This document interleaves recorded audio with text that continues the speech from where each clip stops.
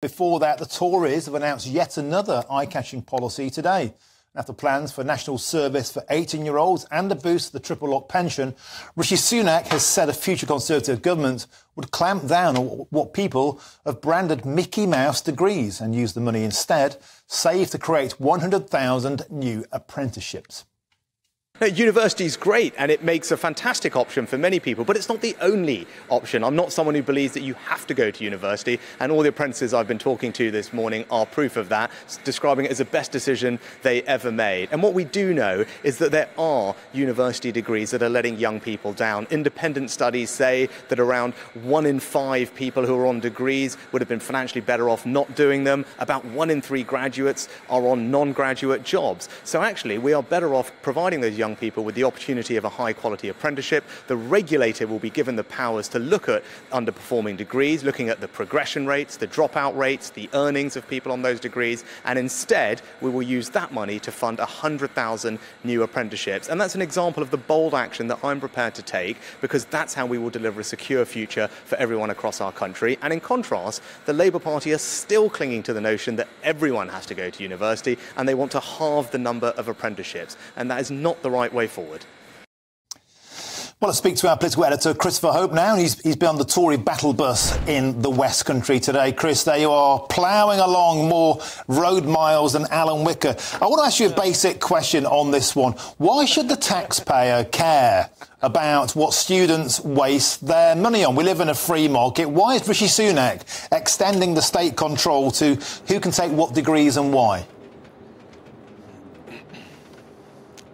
Hi Martin, great to be on the show. Yeah, I'm charging through Devon on the way to the third of 3 stops here. We came overnight with the Prime Minister on the overnight sleeper train to Penzance. We've been to Liskeard and we're off now towards Devon for another event which we'll bring to you live on your programme within an hour and a half or so. Yeah, why should the state get involved? It's a very, very good question.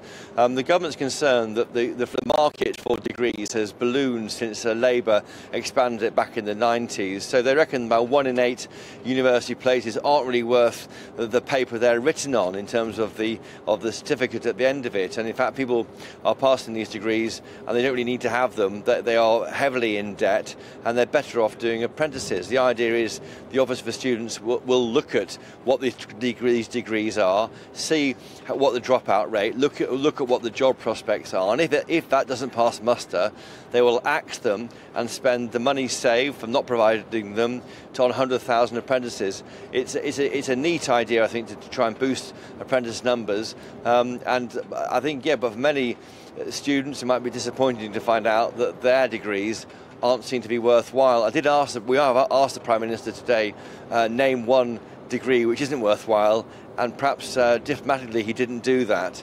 Labour is saying, though, that the number of apprenticeships have fallen from 500,000 or so to 337,000, so they would say that the government has been ignoring apprenticeships for far too long.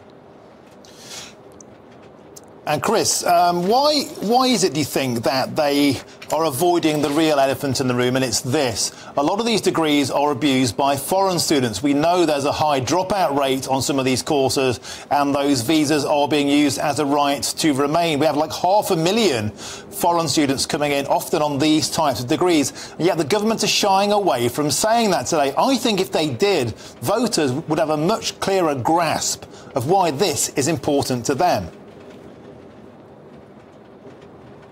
Yeah, the government would say that they're doing what they can in terms of not allowing family members to come over to join students here. I think there's a wider problem. It's not just an immigration issue. I think there are a lot of these degrees which don't really, you could not do them and then not end up £30,000 or so in debt. Part of it is immigration, but I think it's a wider picture in terms of the government in this case, Martin. OK, Chris, so thank you. Live from the Conservative battle bus.